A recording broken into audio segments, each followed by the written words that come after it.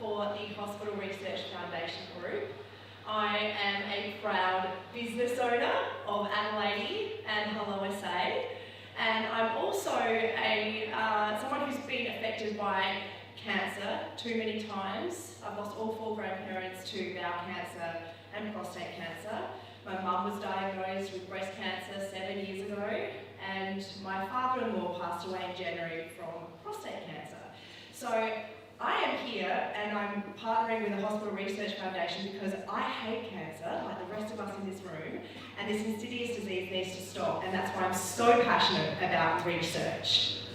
Now, before we start, I would like to acknowledge the Kaurna people who are the traditional custodians of the land which we are meeting on this morning, and pay our respects to their elders past and present and emerging. I extend that respect to Aboriginal and Torres Strait Islander peoples that are here today as well. Now, also, a massive thank you. Is that someone's phone on? I think I heard someone's phone. Oh, he can have his phone on, it's fine. He's working very hard this morning. I'd also like to acknowledge some very special people who are here today. Obviously, you're all special. But the wonderful team at the Centre for Cancer Biology, thank you. What a way. We were all lying in bed this morning a couple of hours ago. It was raining, and we're probably all thinking, I don't want to get in my car and go out to the city. But look at us all here, these beautiful views. Thank you for hosting this amazing venue this morning. To Business SA, and all of your members, I know how much the Hospital Research Foundation value you, so thank you so much today for making it possible. To Matt Lowe, thank you for being on the panel today. And of course the Hospital Research Foundation Group and the CEO, Paul Flynn, who we love. What a legend of a man. We're going to hear from him later today as well. We've got Professor Michael Brown. This is why we're all here today. We're all excited to meet the researchers and see where the money goes.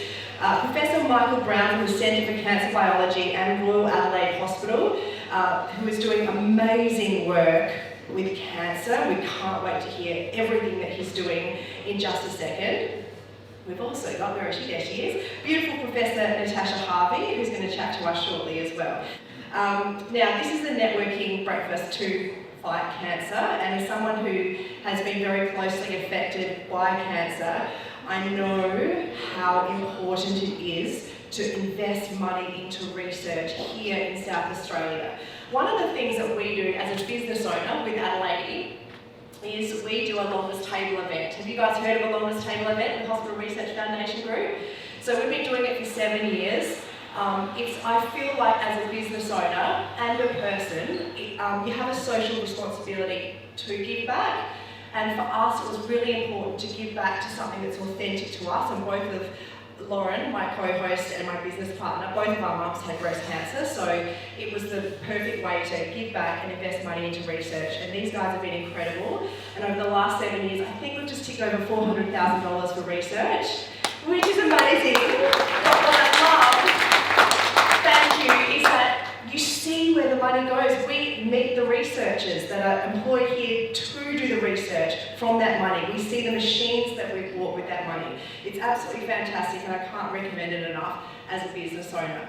Now, the Hospital Research Foundation Group proudly support many different kinds of cancer research, as you'll hear about later today. But I did want to just highlight something that's amazing that they're doing that you might not be aware of. Now, they actually operate an accommodation, you see it behind me, isn't that beautiful? It's called Under Our Roof. Now, this is for cancer patients who are living in the country and regional areas, and imagine, having to come down and have chemotherapy, treatments, radiotherapy, surgery, and trying to find accommodation. You can't afford to stay in a hotel, you don't want to bunk in with a friend. You need your own space, and they have 4 homes available for country cancer patients, which is fantastic. The cancer patients absolutely love it, like it looks like a beautiful house. And we've got heaps of information on this Under Our Roof. There's pamphlets going around, and of course the whole team at Hospital Research Foundation are here, and we'll let you know all the information about that, of how we can support these 4 houses, because the demand is getting stronger as well. But right now, I need to stop talking, and I'm going to introduce you to someone very special. Her name is Professor Natasha Harvey, to say a few words. Natasha Harvey is the Director for Cancer for Centre of Cancer Biology, University of South Australia and SA Pathology. She's very clever. Please make her feel very welcome. Thank you so much, Hayley, and a very, very warm welcome to all of you this morning to the Centre for Cancer Biology. As Hayley told you, we are a partnership here at CCB between the University of South Australia and SA Pathology. And this enables us to marry the power of fundamental discovery research that is done by medical research institutes and university with insight into important clinical challenges, access to clinical samples, and the ability to translate the outcome of our research to patients as rapidly as we can. So that partnership is really, really important to us. Our research team's here number 20, and we investigate the fundamental causes of cancer with the goal of translating that knowledge to the development of better therapies for cancer patients, and we're united in that challenge and in that goal. As somebody who grew up in Port Lincoln and went to school there before I came to Adelaide to go to university, I really understand firsthand the challenges of regional South Australians in accessing cancer care. So I really laud THRF for this program that provides that opportunity for cancer patients to be at home while they're seeking treatment in Adelaide. And cancer research is expensive business, and we really couldn't do it without our partners at THRF and Adelaide, who have done a remarkable job in fundraising for us here, and you can see some of the fruits of that fundraising if you take a tour today. In particular, the recent fundraising from Adelaide's Longest Table, together with THRF, purchased a piece of equipment here that enables us to watch cancer cells move in real time, which is simply an amazing piece of equipment that's provided new insight into the way that cancer cells behave. So welcome again. Enjoy the morning this morning. Show your greatest support for THRF and Adelade, and I'm more than happy to talk to you about any questions you might have about the research happening here, but you're going to hear more about that this morning in any case. Thank you and welcome. Thank you so much. Now I'm going to come and take a seat down here. I will remind you that they are doing lab tours today. It's really interesting and really important for you to see where the money's going. And like Natasha said, we have got a piece of equipment that our money went to, and that's what I guess as a business owner, if you do work with Hospital Research Foundation Group and work on research with investing money into cancer research, these are the kind of things that you can provide. It's actually mind-blowing that we have actually brought a machine up there. It's the proudest thing I've ever done. It's amazing. Okay, now I'm going to bring up our incredible panel this morning. Let's start with Professor Michael Brown. He is the Director of the Cancer Clinical Trials Unit at the Royal Adelaide Hospital and Head of the Oncology Lab here at the Centre for Cancer Biology and University of South Australia. He's a Professor of Medical Oncology at the University of Adelaide and has a focus on immunotherapy, can't pronounce that word quite right, particularly in melanomas and brain cancer. And we can't wait to hear all about the research that you're doing. Thank you so much, Michael. Let's give each one a round of applause. Our next person is also, I've just met him, Matt Lowe. He's the Director of Corporate Membership at Business SA, responsible for driving sponsorship and membership. He's also had multiple national and state-based leadership and sales executive roles in a range of industries, which is wonderful. However, what you might not know about this wonderful man that's sitting about a metre away from me, that is in 2017, he was diagnosed with stage 3 cancer. It is an incredible story, and you wouldn't know speaking to him because he's so positive and so amazing and wants to share his story to help others. So thank you for being with us today. Thanks for leading the class in the front row. Now, we'd also like to welcome a very incredible man. We are so grateful for everything that he does for South Australia. This is Paul Flynn, the CEO of the Hospital Research Foundation Group. Paul is an experienced, innovative and entrepreneurial board member and chief executive. He's been with the foundation for 14 years, seeing it through extraordinary growth. And what you might not know about Paul is he's also had his own cancer journey as well, which he will share with us a little bit later. But thank you. Round of applause for Paul. Let's start with you, Matt, if that's okay. Can you share with us your story and your cancer diagnosis? Yeah, definitely, Hayley. I guess actually around this time, 2017 is when it started. So I woke up on a Sunday night with an extremely sore shoulder. Thought I was bitten by a spider, some sort of insect, didn't know.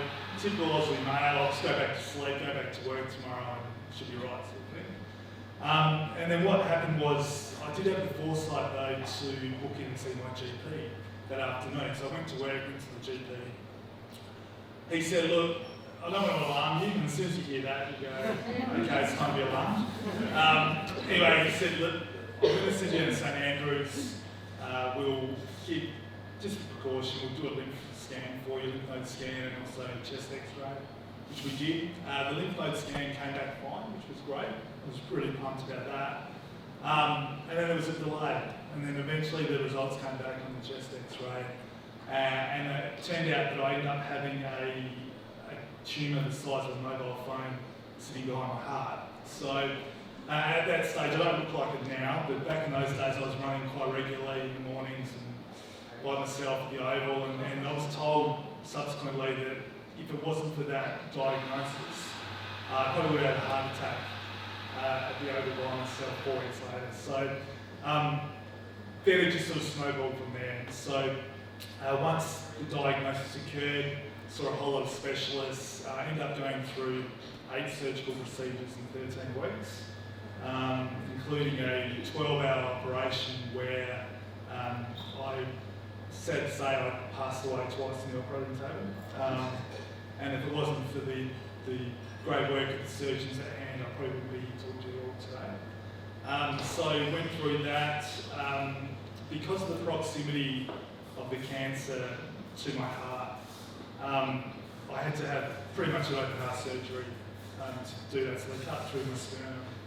I won't go into great details, but they cut it open, cut most of it out. And then from there, I was put in an induced coma for 48 hours because I couldn't get the heart rate down.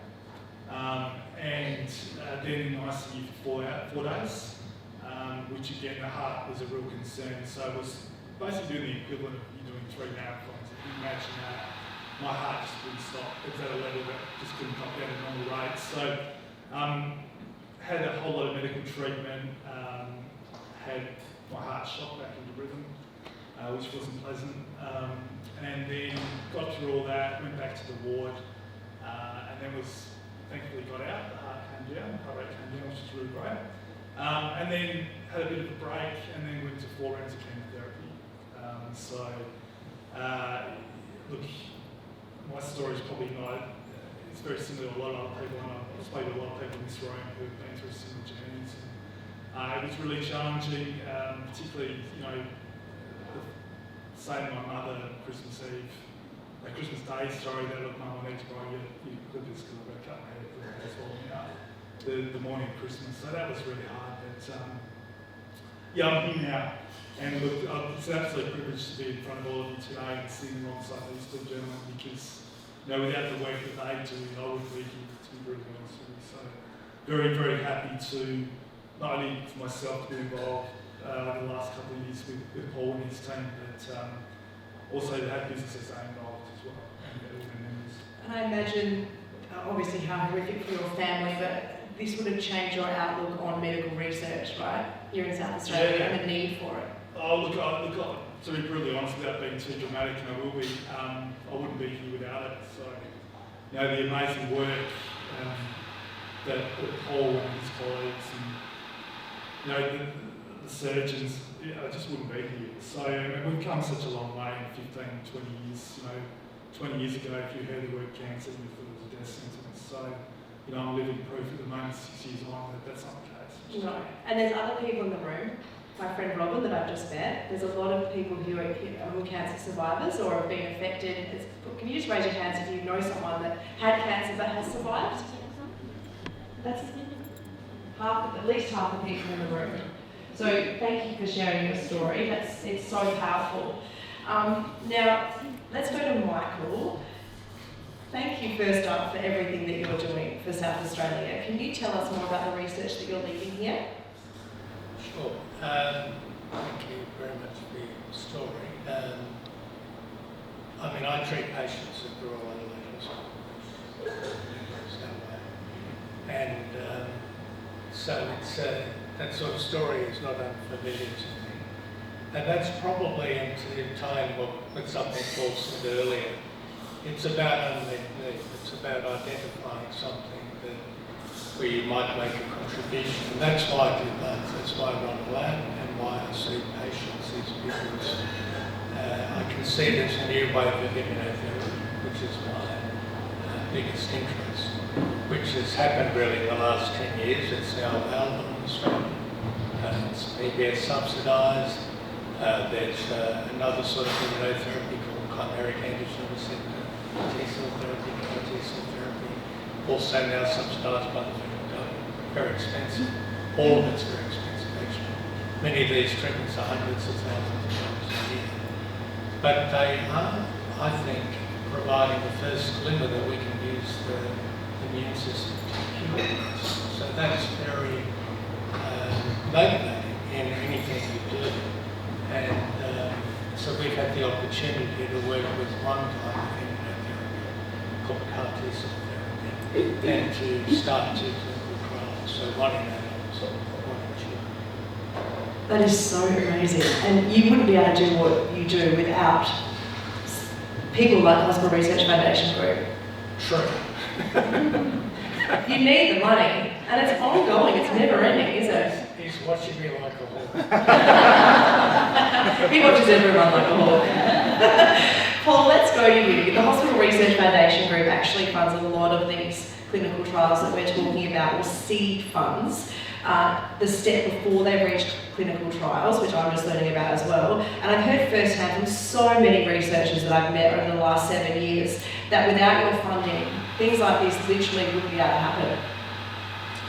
Well, the profile of first of all, identifying how you fix a problem is to identify the problem. And Michael and I were chatting about that earlier. And so one of the things that we think is really important in a community like ours is helping researchers investigate not only what the problem is, but is there a possible pathway to a translatable outcome. You see, Michael's title is the head of translation oncology. It means translating from the bench to the bedside. And so if we don't help seed this research, then who else will? Is the internal mantra that we have. So if not us, who will? And so seed funding is really important. The ability to fail while seeking a better outcome for humanity is actually what medical research is about. Because, half the time I would assume in Michael's lab, well, that didn't work, well, that didn't work. But you've got to understand what doesn't work. And as a research funder, you actually have to be really comfortable with that people are trying really hard to get an outcome that's better for the community, but it may not be successful. But the positive about not being successful is no one else then has to go down that pathway. They've already proven it's not worthwhile. And so it focuses on what potential is out there. And CCB, Centre for Cancer Biology, we use a lot of acronyms, is a fantastic example of discovery science translating to good outcomes for patients in the community, such as the outcome that we've seen with Matt. And if you do run out of funding, the research has to stop. It comes to a standstill, doesn't it? Well, they talk about the cliff, so Michael actually was just chatting about some of these things earlier. You get young researchers who go into a science degree and then they do their honours and they probably do a master's degree and they go into a PhD, but once they finish their PhD, unless they can attract the interest of a research group, then that's done. So we're investing all of this time and money into the education and interest of young researchers, we have to give them a pathway, a funding pathway, to be able to spend time doing this discovery science. And that's one of the responsibilities as a conduit between the community and researchers that we have. Okay, let's go back to the CAR T-cell immunotherapy with Michael. Can you tell us more about the funding that the Hospital Research Foundation gave you to... So we have a grant to allow us to make what are called the products for the children in one. I'm just going to close the email. Sorry. So we have a grant to make what are called products. So we take cells from the blood of children or adults, take them to the laboratory. They're genetically modified, so there's a virus that's used and integrates into the DNA and then allows the cell to put up on the surface a molecule which is a chimeric or hybrid molecule. So one half on the outside binds to the cancer cell, the other half inside the T cell lymphocyte makes the T cell activate and divide once it binds to the cancer cell. And that's the key step. So it's put back into the child's body or the adult's body, goes to wherever the cancer is, attaches to it, and then unloads all of these molecules that kill the gene cell inside the body. So it's a relatively new technology. As I said, we're already registered and available in this country for some leukemias and lymphomas. But the bigger challenge actually is for other solid tumours that the immune checkpoint inhibitor immunotherapy, the common guard immunotherapy now, Keytruda, Opdivo, Yervoy, those drugs that are previous melanoma, lung cancer, etc. They only pick up a proportion of patients and of course benefit. There are many who will not benefit, so this is another technology that can potentially benefit patients. That is amazing. And you know what, guys? That's happening right here in South Australia, which we should be so proud of. This is unbelievable. Matt, having partnered with the Hospital Research Foundation Group for years now, how does it make you feel that knowing that the funds people donate can have such an impact like that?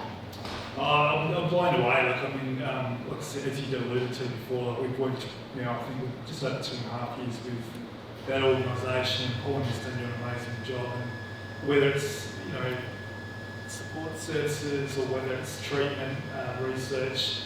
Firstly, as I said before, I wouldn't be here without a lot of that. So selfishly, that's huge for me. But equally, like the support services they provide families, I think that's probably the biggest thing that's missing for me. Like you sort of go into the space where you're really selfish when you go through your own treatment, and it's all about getting through and surviving. But what you don't have time to think about is your family. And for me, the work they do around family is super important. And, I was very fortunate when I went through my situation. I lived in Adelaide, but to be able to have, for regional-based cancer patients, to have support services that can stay and be together as a collective is extremely important. Yeah, thank you so much for sharing that. Paul, let's go back to you. We're talking about children with cancer. Something amazing is happening next door with Proton Therapy Centre. Can you tell us what's happening there? Keep in mind I'm an ex-banker, I'm not a radiation oncologist, but so the Australian Centre for Proton Therapy and Research has been built next door. Proton therapy in layman's terms is the ability to direct radiation therapy at a tumour without negatively affecting the tissue around the tumour. So, for example, last year I had radiation therapy for prostate cancer, and it was, I wouldn't necessarily think this is a precursor to get a job in this industry, but it was an interesting process to go through. What they do, you're a 60-plus-year-old adult male. The impact of having radiation on healthy tissue could be negative, but probably not for another 25 years. So it's not such a bad thing. And what they do though is they line up the tumour. They start the what's called photon therapy, and they go through one side of your body straight through to the other side of the body. And they do as much as they possibly can to ensure that you don't do any damage to healthy tissue.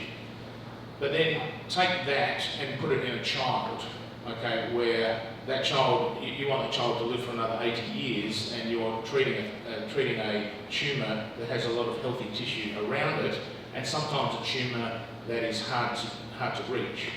And so proton therapy is about treating hard to treat tumours by not doing unnecessary damage to the tissue, the healthy tissue around the tumour.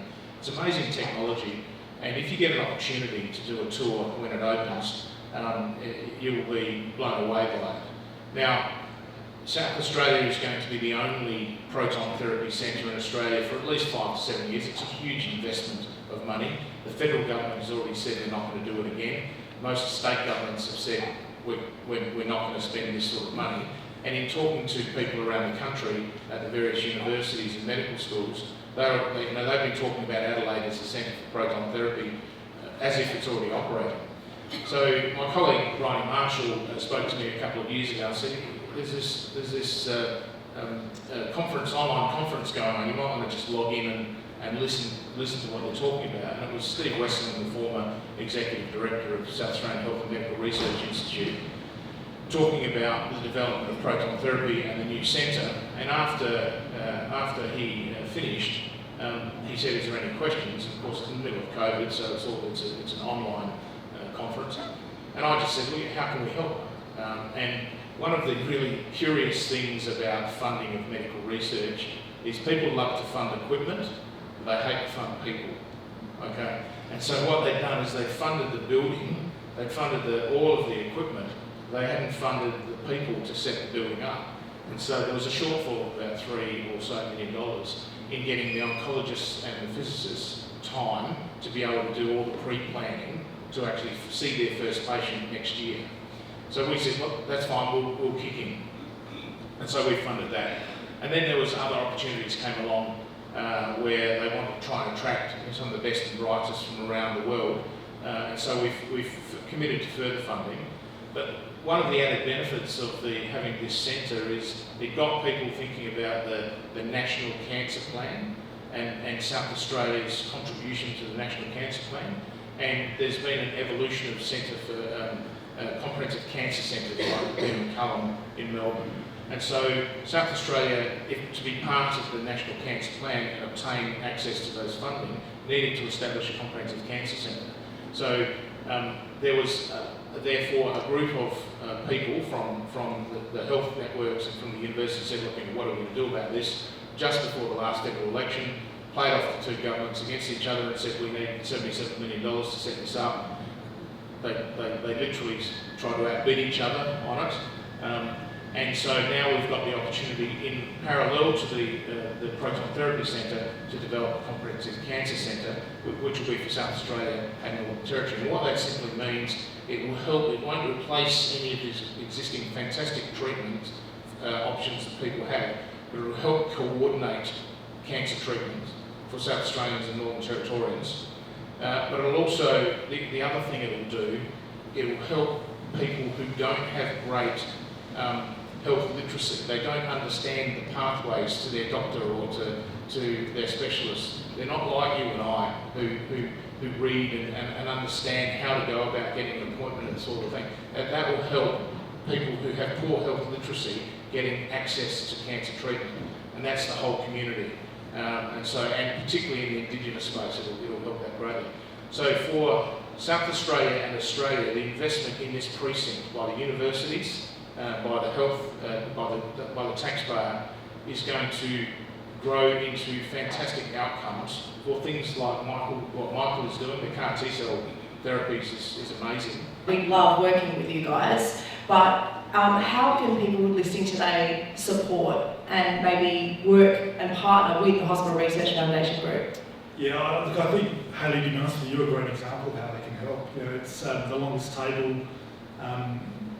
That's a really great opportunity, not only to raise great funds for this great organisation, but equally network and do it from a business perspective. There's a lot of commercial partnership opportunities available to everybody as well. So I would urge Business SA is going to play a part in that, but equally, if you want to go direct to the organisation, reach out to Hannah, to Paul, to Brioni. You know, these guys do amazing work. You've heard it today. It's a really great opportunity to get involved. It's a South Australian organisation, so we're all about supporting South Australian business, and I know, knowing a lot of the people that are here today, they are also, so that's great.